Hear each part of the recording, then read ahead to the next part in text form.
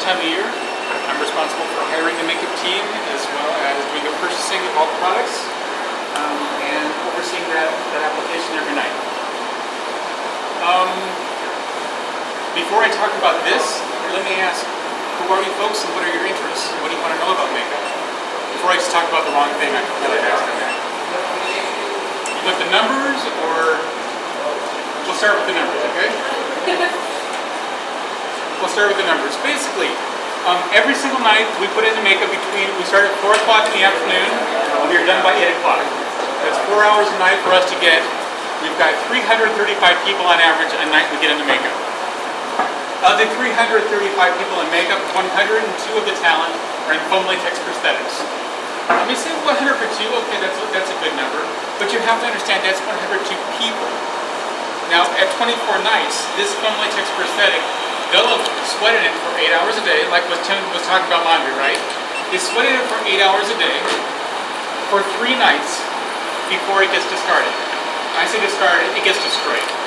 We have to make sure that they are actually torn up and destroyed because we don't allow them off premises. So, again, 102 talent and 8 prosthetics apiece. That's 816 prosthetics that we produce for our part for this year, for this season.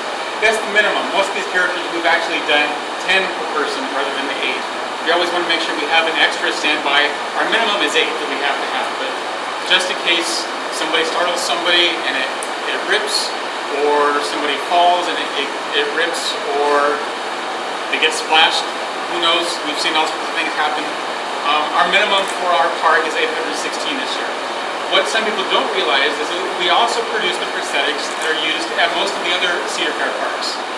So our numbers with the additional Cedar Fair parks, this year we produced 2,531 prosthetics. Now thankfully, I'll be honest with you, one of the parks decided they were going to try to build their own, and our Canada Wonderland park decided that they were going to try to come up with their own, which took a lot off of our plate. Not that we didn't appreciate being able to help them out, it was just less for us to have to worry about this year. We were very grateful for that. Tim talked about the fitting process, yes? About fitting people in costumes. Much of the same way, fitting people in prosthetics as well. You don't walk into a shoe store and say, I'll take that pair of shoes right there. You try it on first, right? Much is the same with prosthetics. Sometimes your face is too large, sometimes your face is too small. I actually wore this for a photo shoot that was done. The problem is that my nose is larger than this guy's nose.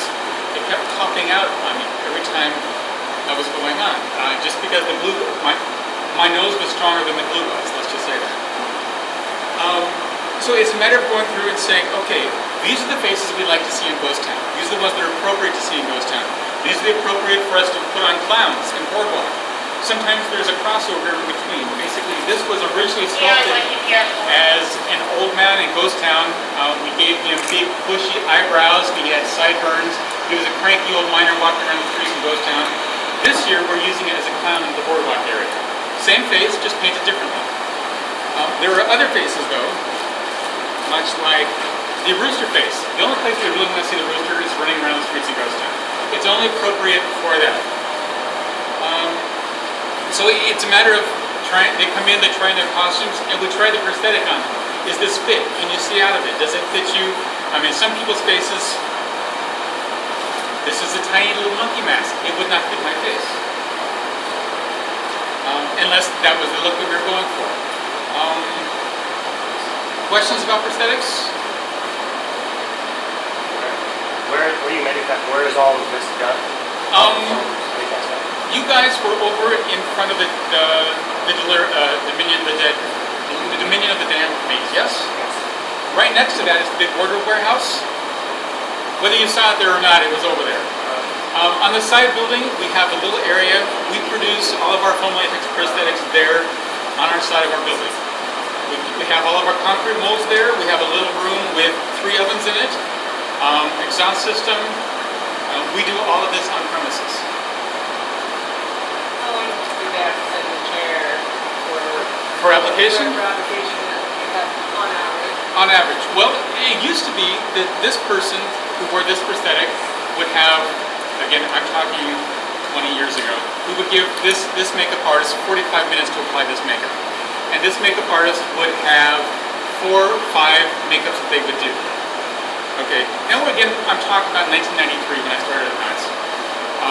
This makeup artist who had prosthetic experience was doing 5 makeups a night. Now the people who didn't have prosthetic experience were working on the other side of the park. They were putting all the ride operators, all the ushers, all the two-dimensional paint. Some of those people, they were doing 15 makeups a night.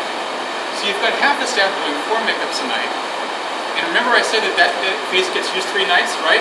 So after it's pre-painted, it's just a matter of tightening it back on again, gluing it, and painting around the edge. So those people over there were doing like triple duty compared to what these people over here. We've evened everything out. We've asked all of our makeup artists to make sure that the prosthetic is pre-painted. So it's a matter of gluing it onto the person's face, painting around the edges. We gave them 30 minutes last year. This year we tightened it back to 20. Okay. Yes. Now we are insisting that they've taken the time to schedule time with us to pre-paint all of the prosthetics. They're only applying it, they're only painting around the edges. Thankfully with Knott Scary Farm is they're running around the dark and the fog. We don't have to worry about you seeing that line, that edge, because you can't, because they're in the dark, they're in the fog. We're not doing camera ready makeup because they're not on camera. They're darting in, they're in your face, and they quickly hide again in the dark. Last year and the years past, those few minute makeups, those two-dimensional makeups, they start from scratch every night. We used to give them 10, 15 minutes. This year we are giving them 20 minutes. We bumped up those times. We discovered that those people who start from scratch every single night needed a few extra minutes to be able to do that makeup. So these people we pull back, those people we extended out. So this year, most every single one of our makeups, we moved to 20 minutes apiece. It's going to make scheduling much easier for us, I'll be honest with you. Halfway, there was always somebody trying to sneak in. My car broke down. I had to park at the far end of the parking lot. I know I'm late. These monsters know by now that if they're late to their makeup time, they don't get the prosthetic on. They come to see me at the front counter and I put them in a rubber mask. A lot of these people have worked hard to get themselves into a makeup position. So for me to say, sorry, not tonight, you're in a mask tonight, they're on time the next night. Sometimes I feel like I'm their father, but it's tough love. New for us this year. This is a new prosthetic for us. This was sculpted by I have 2 people that run the foam latex for me year round. We're either cleaning up after last year or getting ready for the next year. This was sculpted for us for use in the voodoo maze. When Entertainment wrote the maze, created this world, they didn't intend for this central character to have a prosthetic. The reason we wanted the prosthetic on it is because as iconic as this character is that will be wearing this, we wanted to make sure that face looked exactly the same every single night. And unfortunately, even women, even when you put on makeup from night to night to night, you never put it on the same way twice, right? It's the same way with us. From the first night to the second night to the third night, it gets easier and easier and easier. And we're tweaking things, we're making it different, but sometimes more is more. It's not necessarily right or it's not necessarily better. At least with the prosthetic, we know we can be consistent. So this is a new piece that is in the voodoo maze. We sculpted it with a full bottom jaw as well. We won't be using it. The reason we sculpted it with the bottom jaw is because when we offer it to our sister parks, they might need a full face skull. Or 7 years from now, if the mold's still around, we may need a full face skull. We'll just use both pieces at the same time. The other thing that's brand new for us this year, in addition to all the zombie madness in Camp Snoopy. Have I talked about Camp Snoopy zombies? Yeah. We have 93 zombies we are putting in makeup every night, varying degrees. And I know the hardest thing for my makeup artists to be this year is to show restraint. Because they're going to want to do zombie makeup, zombie infection, everything up here. Well, part of the story is to show the infection taking over. So we have to show a little bit of restraint. These characters will be starting to be infected. These will be full-blown infected, and these people are just falling apart. You know what I mean? We've got creative people. For them to show restraint isn't always easy.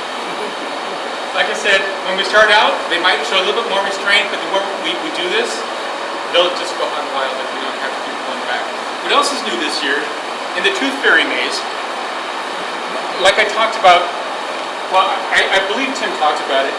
There's two different things, or two different ways of thinking of come up with characters and costumes. If you fill a world or a maze or a scare zone with characters that all look individual, there's no two alike, you're going to feel like there's more people in the area. Which is a good tactic to make you feel like, you know, there's hundreds and thousands of monsters out there after you when it's really 45, okay? The other option is if you're in a maze, to have the exact same identical look throughout the maze repeated. Whether it's the same face, same body type, same whatever, you feel like there's somebody who's following you, personally harassing you as you walk through the maze, right? The reason we wanted to go with this mask, and this was a custom mask that we actually did in-house for us here. We wanted to have them all be the same, so it looked like the dentist character in the Tooth Fairy was following you throughout the maze and was harassing you. This is the dentist mask. Basically, it's very dirty, gross character, big rubber cleaning gloves on his hands, and we wanted it to have a personal attention. So again, you feel like you've got one person harassing you. When they described the characters to me, again, I went to my catalog, I looked, I couldn't find anything like what they were describing.